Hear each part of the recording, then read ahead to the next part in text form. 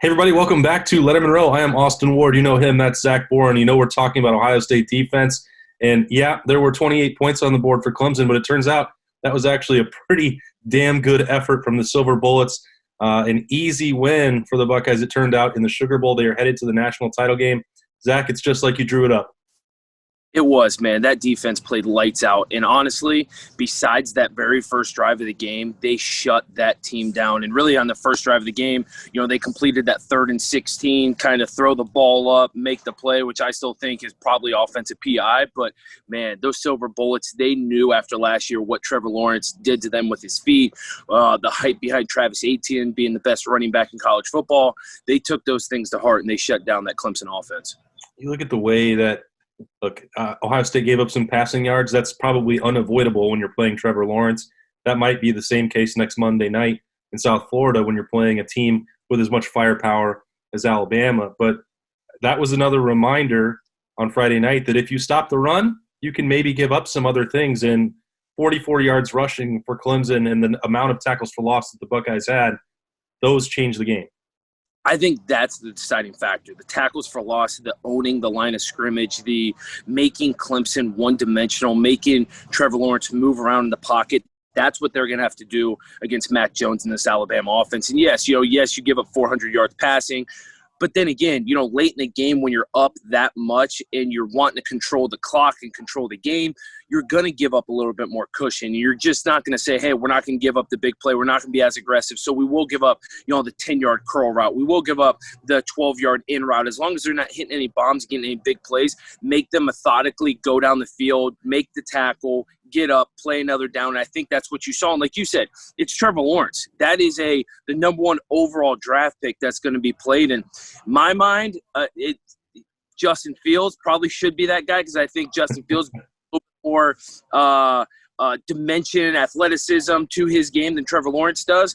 But it's still a guy that NFL scouts are saying is a once-in-a-generation type of player. And so as the Ohio State defense, you're going to give up those plays late in the game just to keep the big play at bay. I wonder if Justin Fields' hands will measure bigger than Trevor Lawrence's. 3-4 fumbles, that's not going to cut it. I mean, obviously the Buckeyes deserve credit for that, but the ball was on the ground, and that, obviously Larry Johnson and Al Washington, Kerry Combs, they teach that and stripping and getting the football out. But, there are some things about Lawrence that were not perfect, and Ohio State certainly made him uncomfortable. For sure. You could tell early on in that game that Trevor Lawrence was not comfortable sitting there in the pocket. And I don't know if it wasn't, he didn't have trust in his offensive line. And, I was talking to some people, some Ohio State coaches going into that game, and they knew that Clemson offensive line was where they could really get after him. And so, I don't know if it was a confidence thing from Trevor Lawrence or just early on just getting hit. You saw, Jonathan Cooper, you saw Tyreek Smith, you saw Haskell you saw all the defense linemen. I mean, you saw they were all, co-defensive players of the game, right? All 5 of those guys up front pinned their ears back early on and laid the wood on Trevor Lawrence, which we talked about last week. That was going to be the game plan for Ohio State, and that's what they did, and Trevor Lawrence was not comfortable all game.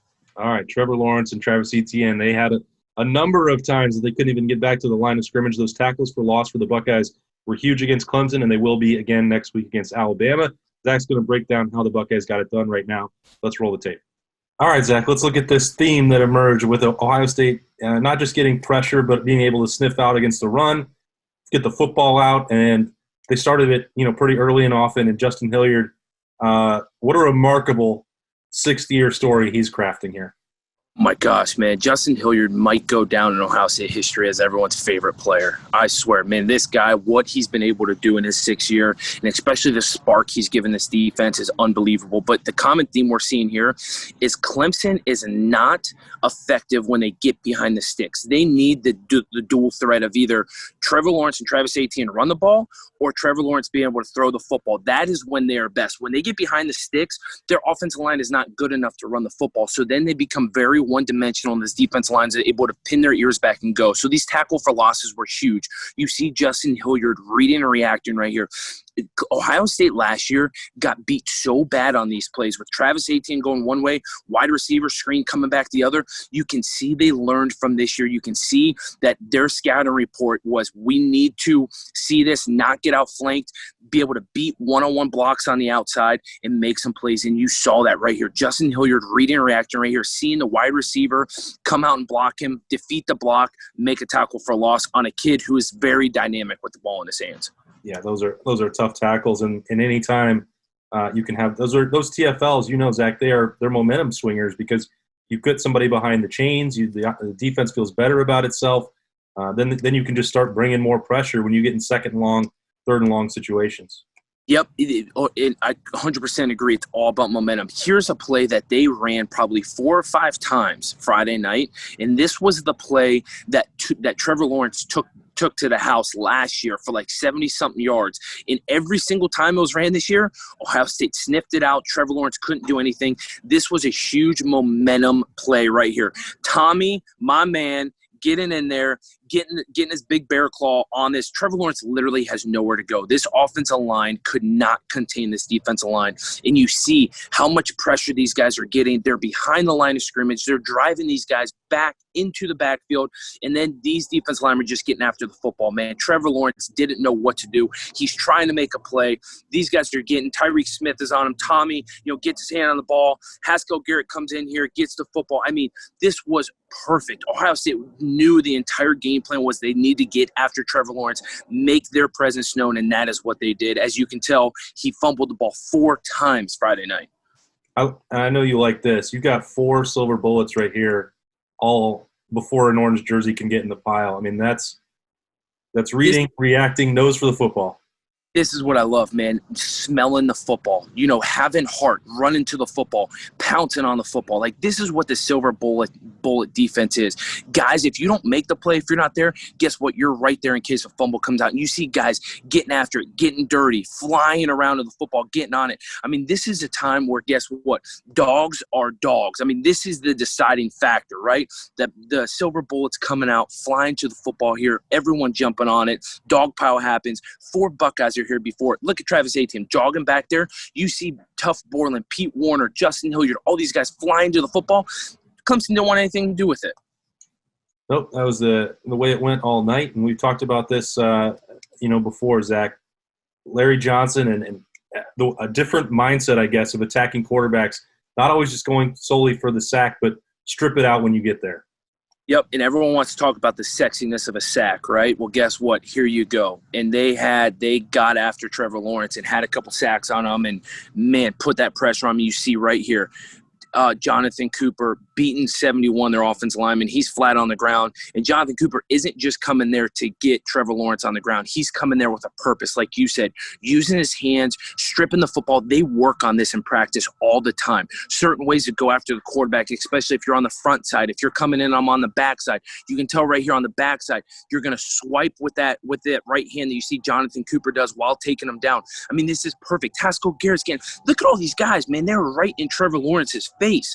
And like you said, you come and hit the quarterback with a purpose. It's not just about getting a stat of a sack. It's about coming, creating momentum, getting a turnover. And listen, even though Clemson recovers this, Trevor Lawrence is thinking about that strip sack in the back of his mind. It's not just a normal sack. Strip sack means it's a little bit worse to a quarterback because it's in the back of his mind even more. And here you see it again. Jonathan Cooper getting after it. Tyreek Smith getting after it. Man, that was a common theme all night long. And here you go. You see Tyreek Smith, how pumped up he is, getting the ball on the ground. I mean, this is silver bullet, defensive line, Larry Johnson football right here. Yeah, we're going to talk even more about the defensive line this week, of course, later on with a bonus Zach Boren BuckIQ this week. But this was on that key drive, one that we're going to talk about later on. This is the kind of effort that you're going to have because you need to create a turnover or 2 in a big-time game. Ohio State was able to do that against Clemson. They're obviously going to need to do that against Alabama to slow down an offense. As we said, they're going to move the ball. They will. And you just hit on a huge thing, effort. You saw Friday night the effort that Ohio State was giving, and it got to a point where Clemson just bowed out, just didn't show any effort. They wanted nothing to do with that game. They wanted that clock to run down faster than Ohio State did, and this is the same tenacity that Ohio State's going to have to bring Monday night against Alabama, they're going to have to want it more than that Crimson Tide team. And I think you're going to see it. Ryan Day, Larry Johnson, Coach Combs, they're going to have this team ready to go. Al Washington, all those guys. This team is going to be smelling blood coming out Monday night, and you're going to see this kind of effort from the team. This one here, we don't know Clemson's play call, but I don't think that this was a designed run for Trevor Lawrence. Maybe it was, but at least the drop that he took makes me think he wants to throw it, and he knew right away that there was going to be too much pressure for him to ever get the ball out. Yeah, this is late in the game. I feel like Trevor Lawrence at this point is just like, oh my gosh, I'm feeling stuff in my face. Haskell Garrett's pushing my offensive guard right back in my lap. He goes, man, I just need to tuck the ball and run. And here's the other thing. You see Baron Browning here. Guess what? That first drive of the game, Trevor Lawrence scored a touchdown and outran him to the goal line. Baron Browning, Tyreek Smith, they said, nuh-uh, not this time. You see Trevor Lawrence, if you run that back a little bit, watch what he does. Instead of taking an angle towards the pylon, he's almost running backwards, trying to get away from him. That's when you know that the Clemson quarterback, Trevor Lawrence, they want nothing to do. Look, he's actually running backwards to get to the sideline so he doesn't take another hit by these guys, because at this point, he's just done. He is over the game, running backwards. He's like, no way. Baron Browning said, guess what? Come here. I'm taking you down. This is how we finish the game, silver bullet style. Browning with a nice little capper there for himself, especially as you mentioned, that early touchdown. But after that, the Buckeyes took control. They strung together a couple stops. And that's enough when Justin Fields can lead 5 straight touchdown drives to let the Buckeyes get rolling. And they did. They won the Sugar Bowl, just like Zach predicted last week. 49-28 was the win. They're on to the national title game. We'll get some more predictions from Zach and some more of his insight on Weekend Kickoff. Appreciate his time, as always.